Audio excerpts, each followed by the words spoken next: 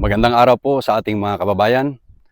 Ito po ang 9th Infantry Sandigan Battalion at ako po ang nakatalagang battalion commander. Kasama ko po ang mga opisyal ng ating batalyon na nakakasasakop po dito po sa municipality ng Libmanan, Pasakaw, San Fernando, Pamplona, Minalabak at Bula, Balatan at Bato.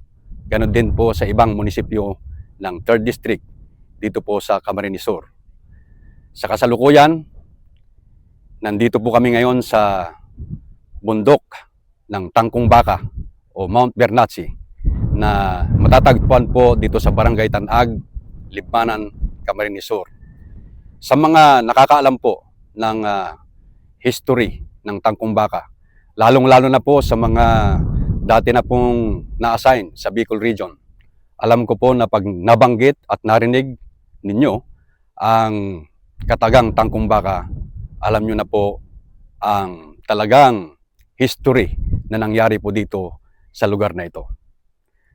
Sa campaign natin sa insurhensya, marami pong mga unit ang nagpapalit-palit na kung saan sakop po nila or area of operation po nila ang parte po na ito.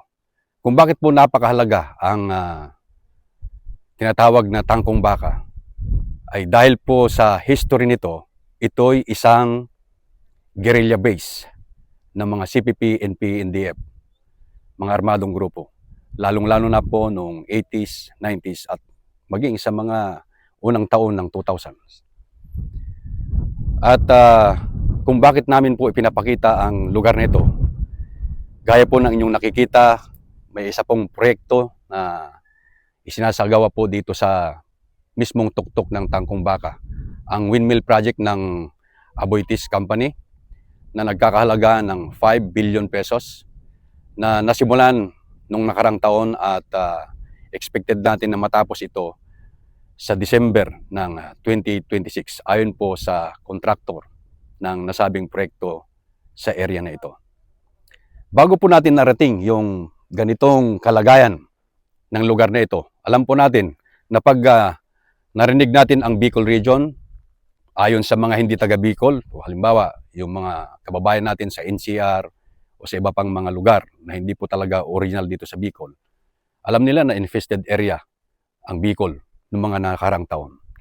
Pero dahil po sa sakripisyo ng mga iba't ibang unit, mga officers, enlisted personnel, yung iba ay nakapag-retire na. Dahil po sa kanilang sakripisyo ay unti-unting nakakamit o nakakamtan ang peace and order dito po sa Bicol Region, kasama na po ang area ng 9th Infantry Sandigan Battalion. Kung bakit hina-highlight po natin ang lugar na ito, ang Tangkong Baka, sapagkat noong unang mga panahon, walang makakaisip na magkakaroon ng proyekto na kagaya nito. Na ang dahilan po nito ay dahil sa sakripisyo ng iba't ibang unit na na-assign dito. Kasama na po ngayon ang 9IB kung saan kasalukuyan na area of operation po namin ang area na ito sa munisipyo ng Libmanan, Camarines Sur. Marami pong pinagdaanan ang insurhensya. Marami pong nagbuwis ng buhay. Marami pong nasaktan. Hindi lamang sa parte ng kasundaluhan, ganun na rin sa mga rebuilding grupo. Alam natin na hindi madali ang pagpuksa ng insurhensya sa isang lugar.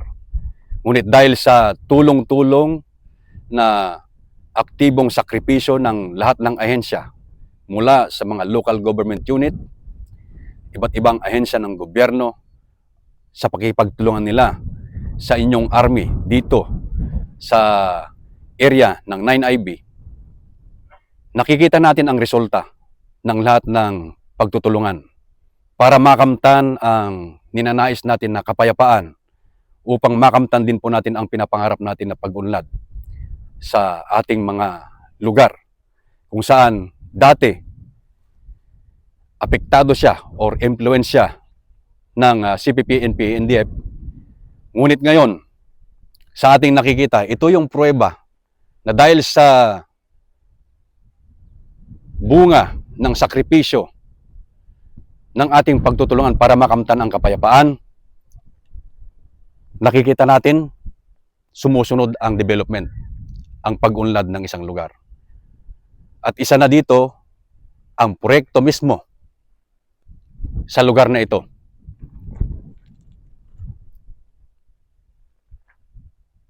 Yan po mga kaibigan,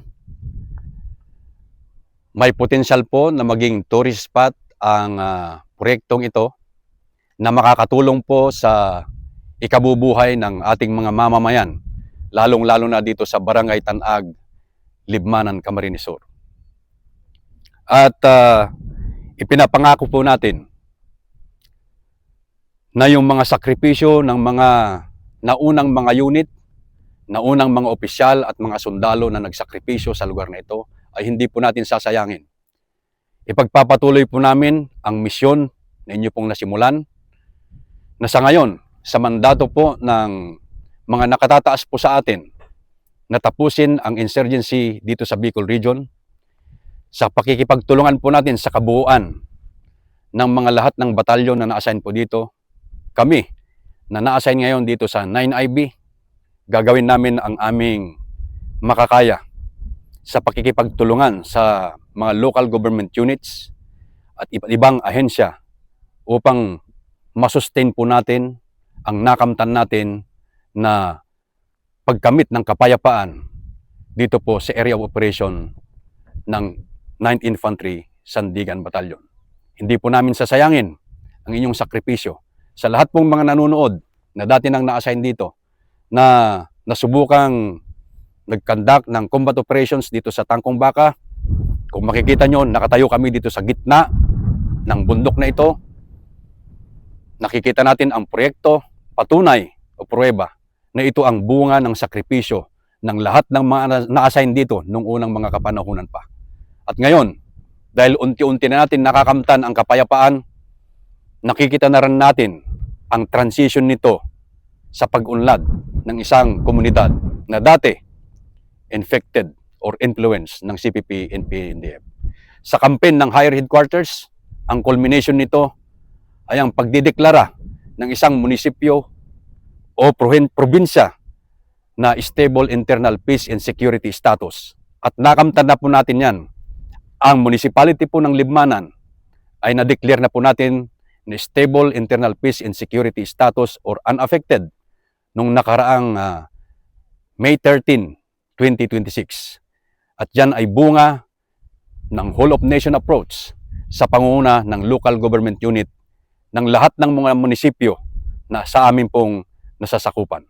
Kaya po, patuloy po kaming nananawagan na ang success na ito, ang tagumpay na ito, ay patuloy po sana nating pagtulong-tulungan na hindi na po mababawi pa. Pagkus, patuloy po nating makamtan ang kapayapaan nang sa ganon, malubos natin na makamtan ang inaasam natin na pag-unlad sa kanya-kanya nating mga komunidad. Maraming salamat po at magandang araw sa ating lahat.